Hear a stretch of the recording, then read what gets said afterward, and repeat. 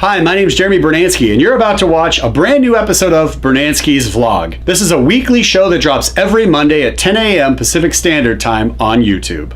In this show, we cover movie news, movie reviews, and a little bit more. If this is your first time with us, consider clicking that subscribe button. For everybody who's returning, thank you so much. And as always, if you enjoy any portion of this show, give me that thumbs up button. Let's go ahead and cut now to this week's episode.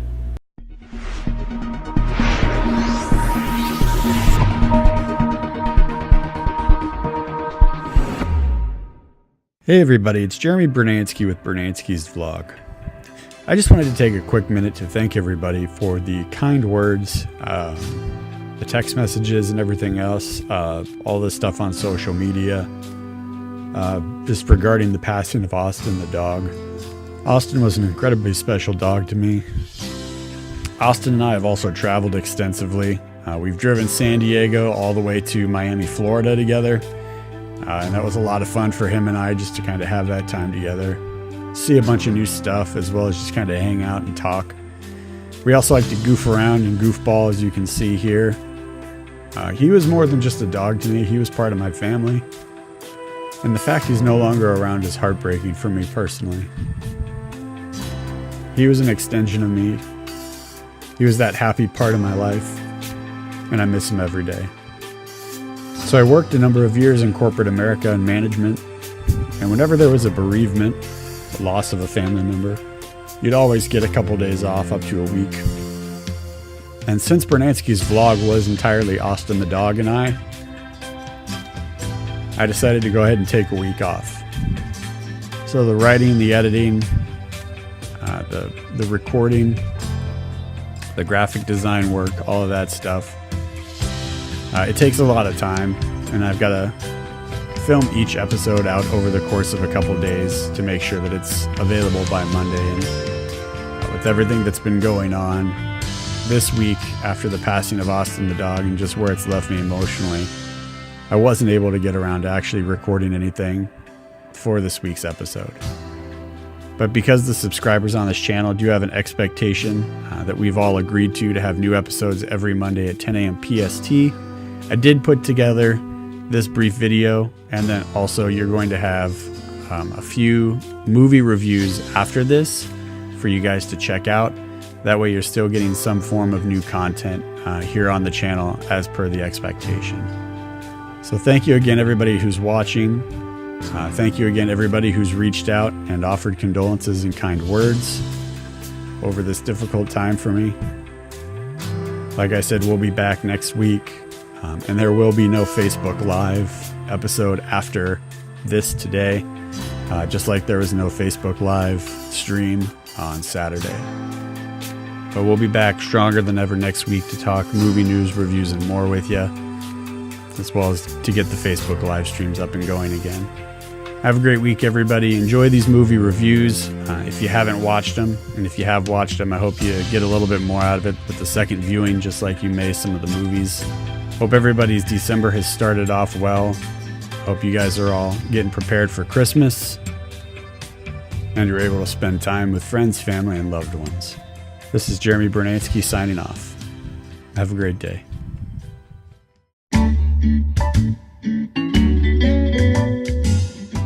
Ragnarok is the end of all things. It's death, it's destruction, it's the finale. Now add Thor, Loki, Valkyrie, Odin, Hulk, Doctor Strange, the Grand Master, Surtur, the Fire Demon, Hela, the Goddess of Death, and an abundance of humor, and now we have Thor Ragnarok. Does this third film in the Thor trilogy live up to the Marvel brand name, or do we need to send this film off to Valhalla? Let's dive in and take a look in this review. First, Taika Waititi was a special touch for this Marvel stable of films. Being known for his dry and sometimes literal style of comedy, we are presented with laughs from almost start to finish. And I knew walking into the theater that I was going to be getting a lot of laughs in this film, because I knew that they would be sprinkled throughout, similar to his other movies that he's done, and I was not disappointed. However, there were a few moments where I thought the jokes could have been pulled and we could have let the dramatic moment continue to rise. Similar to my issue with Doctor Strange, when we have this tension building up towards the end of the third act and then all of a sudden the cloak of levitation wipes something off of his face. I feel like there was a couple moments in this film in particular where we could have done without the laughs and just continue to let the tension build and crescendo. For example, when Bruce Banner jumps off of the jet to transform into Hulk to be the hero, we didn't need the slapstick comedy that we're presented with upon his landing. Additionally, when Thor is talking to Valkyrie about what it means to be a hero, and then he gets hit in the head with the bouncy ball, we could have done without that too. Overall though, I was mostly pleased with the humor from start to finish. The pacing of this movie was a huge surprise for me as well. I knew going into the movie that they were going to be covering a lot of story. I just didn't realize how much story they were going to try and cover and how well they did it and how quickly they did it. This movie addresses where did Hulk go after Avengers Age of Ultron. This movie covers why Thor wasn't in Captain America Civil War. Also, we get to find out what's been going on with Loki and Odin. The amount of backstory that this film actually gives us was impressive. They didn't need to. They could have just done 1 or 2 lines to move things forward, but they invested the time to give us a little bit more, and for that, I was happy. Also, we get a brief cameo with Doctor Strange, which was fun, but almost completely unnecessary. The brief moment we get to see Doctor Strange in action, we learn that he's still been continuing his education and his studies in magic, and he does prefer to be called a master of the mystic arts more than a wizard. However, outside of one mention about what Odin has been doing and why he chose exile and why he chose isolation for the remainder of his days, there really isn't much point to the entire sequence that we see Doctor Strange in. They could have actually gotten us that information without it, but as a Doctor Strange fan, I'm glad they kept it. The big reveal in this film was actually the continued saga of secrets that Odin has been keeping from those closest to him throughout all of the films. In this third film, we find out that the oldest is not Thor. Odin actually had a daughter who is the rightful heir to the throne, and the daughter's name is Hela, and Hela is the goddess of death. Her character was also so deliciously evil and determined for all the right reasons. So yes, she is the goddess of death, but she is also the rightful heir to the throne of Asgard, and as such, she has come back to claim her throne and to exact revenge on those who have locked her up. Cate Blanchett's performance is easily in the top 5 villains in all of the Marvel Cinematic Universe. If you question her position in the top 5, I question your taste in movies. This film ends and concludes the trilogy showing that at the end of the day, brotherhood matters. In all, these films are about Thor and Loki and the relationship they have as brothers. That is the heart of these stories. For better or for worse, Thor and Loki are brothers, and that makes for great storytelling. In the first film, Kenneth Branagh did such a fantastic job establishing this almost Shakespearean-like relationship in the House of Odin. And this film continues to build on that beautifully, leading us all the way up to Avengers Infinity War. The short speech that Odin gives his 2 sons right before heading off to Valhalla shows the heart of a father who sees what his 2 sons are, what they've become, and what they can still achieve together. And it's this relationship of brother to brother that ultimately saves the day by the end of the film. While Odin may have a lot of secrets, the best kept secret is why he chose isolation and why he was ready for Ragnarok. Once Thor realizes his father's plan, it all makes sense and we get the conclusion of the film. I loved it. Now, this is not my favorite of the Marvel films, and it is definitely not my least favorite. This film takes us on a colorful, adrenaline-fueled, science fiction adventure full of laughs, some adult and crude humor laughs, but full of laughs nonetheless, with the continued theme of brotherhood. And to conclude the trilogy, we finally get to see Thor accept the leadership responsibility and become the king of Asgard, even if it's in an unconventional way. And this Thor Ragnarok review would not be complete if I didn't at least mention Jeff Goldblum as the Grand Master. His performance was hypnotizing. His delivery of the lines, his mannerisms, the persona he takes on, and even just his swagger from start to finish as soon as we see him. Even his holographic imagery that he uses throughout the planet of Sakaar was just non-stop entertainment. Also, it's great to see this in surround sound, to actually hear Jeff Goldblum hit those high notes and sing, "It's my birthday!" I almost fell out of my seat laughing when that scene hits. You'll know it when you see it. And More when you hear it. Because of Jeff Goldblum's performance, I really do hope deep down inside my little nerd heart that we get to see him and Benicio del Toro share some screen time in the next Avengers movie or any other movie that they may be part of. Guardians of the Galaxy Volume 3, perhaps? Finally, this film has 2 end credit scenes. The first one does not happen right away. It's mid-credits, and then the last one happens after all of the credits. So you will have to stay all the way through till that final credit rolls to get that second end credit scene. Thor Ragnarok is playing at your local theater right now, and I definitely recommend you check this film out. Because of some of the humor and the language, I can't give it both high fives because the first words out of my mouth when I saw my brother, I don't think you're gonna be able to take the kids to see this one. Outside of some of the adult language, which this film may have the most adult language of any Marvel film to date, I really enjoyed this film and I had so many laughs and so much fun in the theater along with everybody I saw this film with. So Thor Ragnarok is in theaters right now. Check it out and you're getting at least one high five from this guy.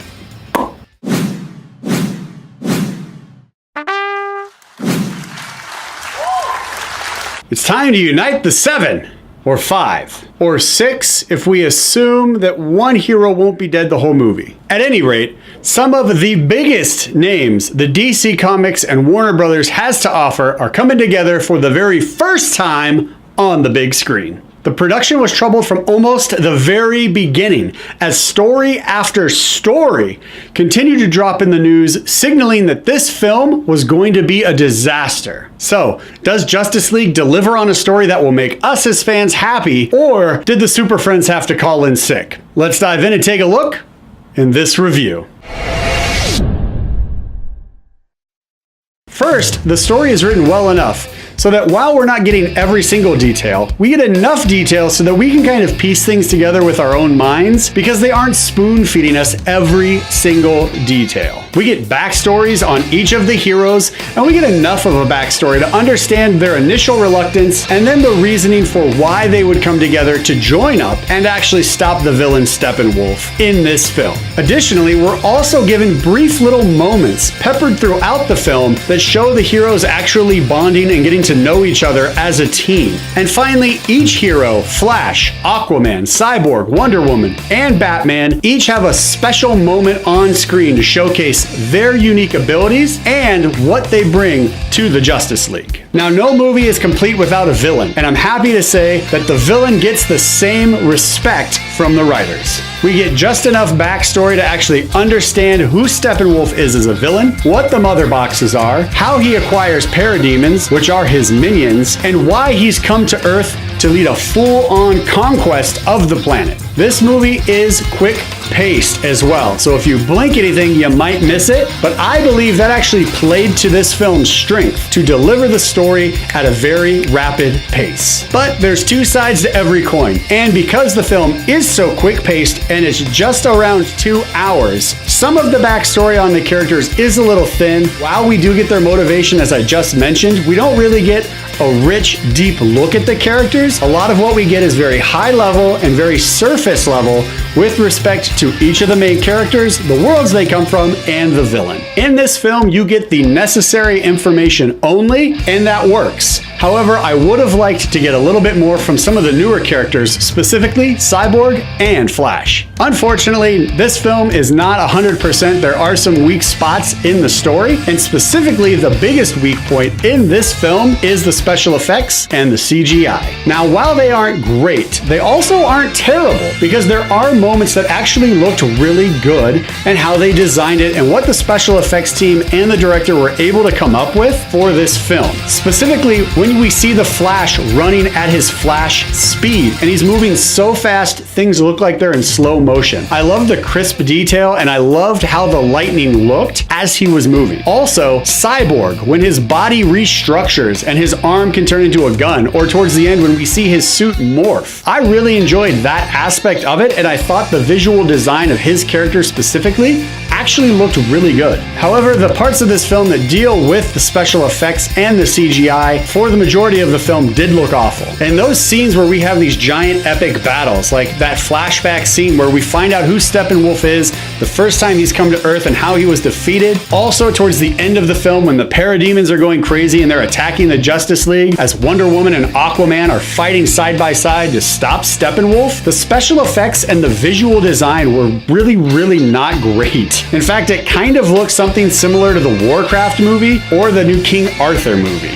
And for a movie like Justice League with the budget that it had, I would have liked to see a little bit more attention paid in these specific areas. However, this doesn't ruin the film for me, and it just made me go, oh, well, at least they're filling in the story and they're filling in the gaps of the plot so that this film actually makes sense from beginning to end. Also, in all honesty, it was kind of cool, even though it didn't look great. It was still kind of cool to see the Amazons, the Atlanteans, the humans, the Greek gods, and one Green Lantern all fighting on Earth to stop Steppenwolf on his first invasion. Plus, we get to see how he creates parademons. And while again, that didn't look great, it still was pretty cool to see it so we understand what these monsters are in the film. In all, though, this film felt like the writers sat down and they went backstory upon backstory and they wrote up 130% of the story, and then they delivered 75 to 80% of what they wrote. It almost felt like they had 5 hours worth of movie, and then they turned around and they're like, okay, here's the movie in a tweet. Okay, that's probably a gross exaggeration on my part, but I do truly believe there was so much more to this story than what was actually put to film. I'm actually very excited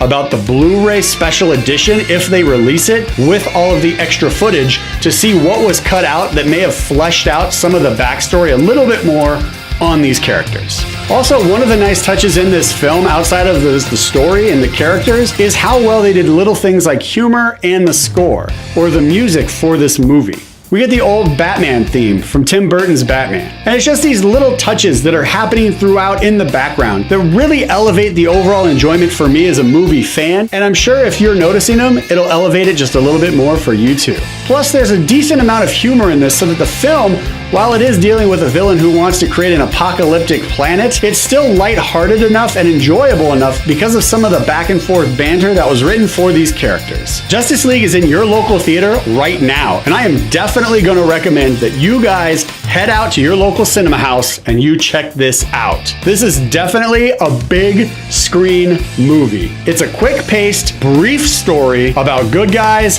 fighting a bad guy, and the good guys save the day. But that's not to suggest that the way they beat the villain is a stereotypical heroes beat bad guy ending. They didn't come out and beat him by sheer force and numbers, as they outnumbered him 6-1. Yes, you heard me right, 6-1. And yes, by the end of the film, we find out that Superman does come back, he suits up, and he helps put the kibosh on Steppenwolf with Aquaman, Wonder Woman, The Flash, Cyborg, and Batman. Now, one big positive to the story that may have been my favorite aspect of the story is the manner in which the villain is defeated. We have these heroes going up against him toe to toe. Wonder Woman and Aquaman, Cyborg and the Flash, Batman, then Superman. They don't beat him by their sheer numbers or by how strong they are. They actually give us a little bit of a twist, and I really appreciated that aspect of the film a lot. Steppenwolf rules by fear. His parademons feed on fear, and we find this out immediately in the movie with the very first scene that Batman's in, which, by the way, I thought set the tone for this movie brilliantly, and I actually really liked the opening scene that Batman's in. So by the end, we see that the tables are turned in a very poetic manner, because as Steppenwolf realizes he's about to be defeated for a second time, he starts to become fearful because he knows he's going to have to return to his home planet, and when he returns defeated, things will probably not go so well for him. So as the fear inside him begins to build up, the parademons stop attacking the Justice League, and they actually turn their attention on their leader, because again, these are just mindless creatures that feed on fear, and as soon as Steppenwolf is afraid, they attack. The ending alone, I thought, was probably one of the best aspects of the film, because again, it was very poetic. You have a villain who rules by fear that is defeated by fear. Also, with the cameo that we have with the Green Lantern, if it's the Green Lantern I'm thinking of, who actually has a ring that's immune to the color yellow, which is the color of fear, fear, it made his performance as a villain, Steppenwolf's performance as the villain, even more monstrous to me as a comic book fan. Because when he defeats that ancient Green Lantern, and you know that if that's the guy that can beat the color yellow, but then he gets destroyed by a guy who rules with fear, I thought that was very powerful. And it actually elevated my enjoyment of the villain character, despite his visual look, a lot more. Justice League is at your local movie theater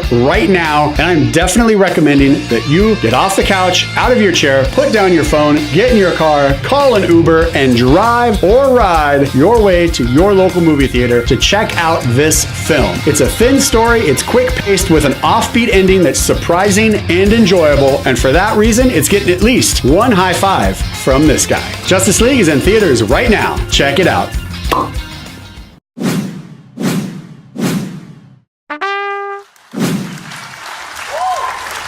Dia de los Muertos is a tradition enjoyed by many in the Latin culture, and 2 years of high school Spanish actually helped me pronounce that title. It allows those among the living to remember those who have passed on. It also carries a hope with it that the spirits of the ancestors may come and visit from the afterlife to see that their family still remembers and cherishes them, which may also provide them some comfort while they have their stay in the afterlife. And for those of us among the living, it allows us additional time to go ahead and mourn the loss of loved ones. And also it provides an opportunity for us to smile and possibly even laugh as we kind of recollect and share stories of the past that were heartfelt and touching as we remember those who are no longer with us. Does Coco actually deliver on the cultural importance of this holiday, or are we going to need to send this film into the afterlife only to be forgotten? Let's dive in and take a look in this review. So you're going to notice as the story unfolds that this film is actually designed with two different types of visual aesthetics. Part of this film is vibrant and exciting. Part of this film is actually toned down. It's a bit more subdued. We have a lot of tans and browns and more pale colors. And that surprisingly is actually the land of the living. Once we cross over the threshold and we move into the land of the dead, exciting colors come alive with reds, greens, oranges, yellows, and because of the way they designed this film, it's actually easy for us as viewers to identify where we are in the story because we can tell just by the color schemes and palettes, this is the land of the living, this is the land of the dead. The story is primarily about a boy who decides he wants to follow in the footsteps of his great-great-grandfather, who was a singer and guitar player. The great-great-grandfather actually decided to hit the road and lead life as a musician and performer, and he left the family entirely. So because of that hurt and because of that pain, no musicians have been allowed in the family. Instead, this family makes shoes. So as the story progresses, we see that the boy just becomes more and more enamored with the thought of becoming like his great-great-grandfather. And he hangs out with musicians in the square as he's shining their shoes. And then he also has a secret guitar that he plays and works on away from the family that they know nothing about. So the story continues to unfold as this young boy's journey is all about trying to figure out how he's going to play in this talent competition to actually show that he can be just like his great-great-grandfather, a fantastic guitar player and singer. The situation does change abruptly, and the boy goes on a search to find a guitar that he can use for this competition, which leads him to his great-great-grandfather's guitar. So that guitar actually turns out to be like a key or a portal into the afterlife for this young boy. And from there, the movie really picks up and we are moving. So for the first 2 acts of the film, I thought the story was going really, really well. And we were really just building this story out about this boy, his just adoration for his great-great-grandfather, or rather the idea that he had of who his great-great-grandfather was, and also his just desire to be a musician and to let the music inside him come out. The ending kind of pivots, and we see that the story is actually taking a different direction. Now, among the living, he needs his family's blessing to be a musician, to actually play his guitar and sing, because his family is so opposed to it. In the afterlife, he needs his family's blessing again, but for completely different reasons that I won't spoil in this review. So from start to finish, this boy is on a journey to get his family's blessing one way or another. So again, at the very end, the story kind of pivots, and it turns from a young boy's journey of following his dreams and his passions to get his family's acceptance and blessing to almost a tale of karma. The ending actually shows that all will be made right in the end, and death is not the finale. However, death after death might be the finale. And it's at this point in the film where the audience started getting emotional. But I, however, didn't really get punched in the feelings that much by this moment, because then my brain actually took over and started to go to work on the story, because I was more confused as to how we arrived at this point. Because what I thought was a story about a boy chasing his dream and following his passions to get his family's blessing kind of was like flipped on its head, and the subplot that I won't spoil on this review, but the subplot kind of took over and became the dominant plot. And then all of a sudden we get the ending and we find out that shoes aren't going to be the only way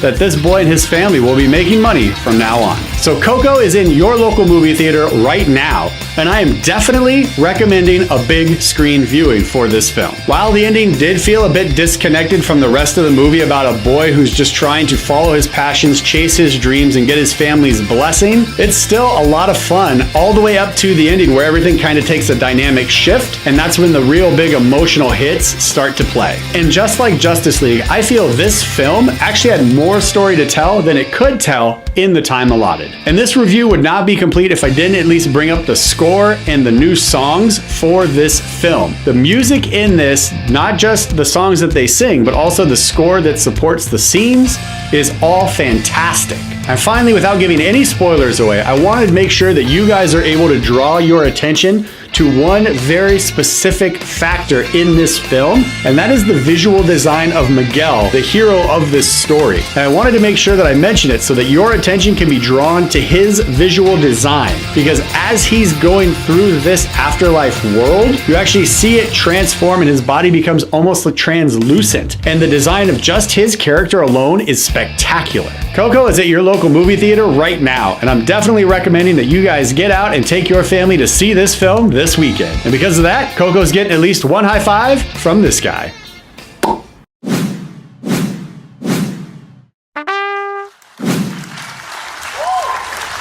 The boys are back in town and they're full of holiday cheer. Christmas Day is fast approaching, and dads, stepdads, and granddads are all working together to try and make this Christmas one to be remembered.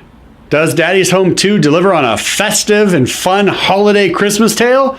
Or are we going to need to put this film on the naughty list? Let's dive in and take a look in this review. It's been 2 years since Daddy's Home actually hit theaters, and we are led to believe as an audience going into this film that some time has passed where the relationship between the dad and stepdad have actually kind of improved and they've been working on things. However, it doesn't really come across on the big screen. Dusty, played by Mark Wahlberg, actually comes across as somebody who needs anger management.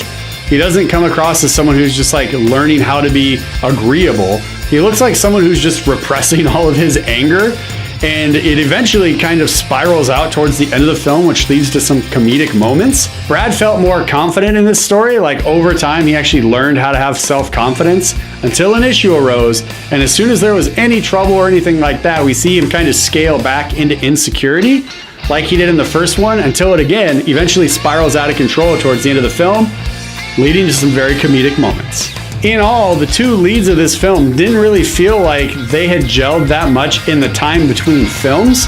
However, they did get along better, and their on-screen chemistry was better in this movie now that they've had a couple films together under their belts. This film also has so much Christmas in it that if you want a fun holiday story about dude parenting in the modern day world, this might be a fun film to check out and laugh in a room full of strangers. There's also no shortage of Christmas tropes in this movie, so if you enjoy holiday movies, you will definitely enjoy all these little callbacks to other Christmas films. For example, Christmas light decorating gone awry, wandering through the wilderness trying to find a Christmas tree to cut down, and things go awry. A holiday musical song towards the end where we talk about the meaning and the spirit of Christmas. Also, a short PSA on how important it is to get out to the movies to see movies and the power of film. Yes, you heard me right. A public service announcement about why people need to be at the movies and why people need to go to the theater to see films actually takes place in this film, during the Christmas song near the end of the film. On a positive note, the on-screen chemistry between John Lithgow and Mel Gibson was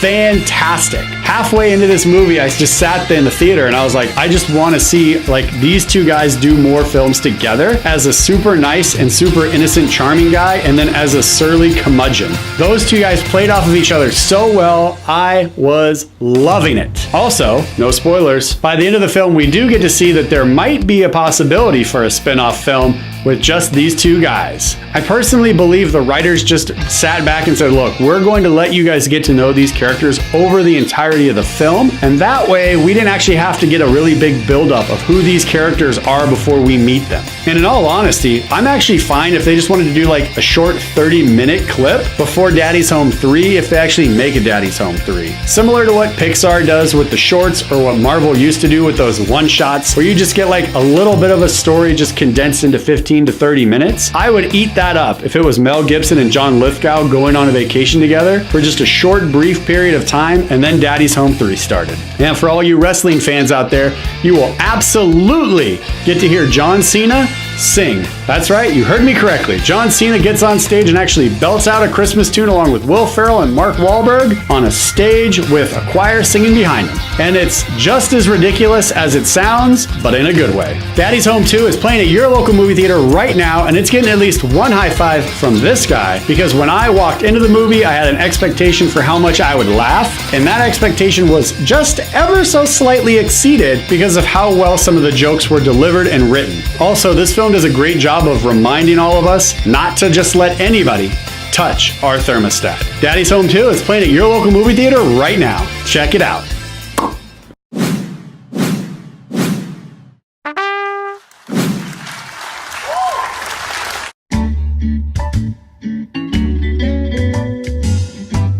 Hi, I'm Jeremy Brunansky, and you've just finished watching another episode of Brunansky's Vlog. Along with the weekly show, we also have special segments, as well as DVD and video on-demand reviews that you may want to check out. Thank you so much for watching this brand new episode, and we'll see you next Monday at 10 a.m. PST for another brand new episode of Brunansky's Vlog. Have a great week, everybody. Take care. Bye-bye.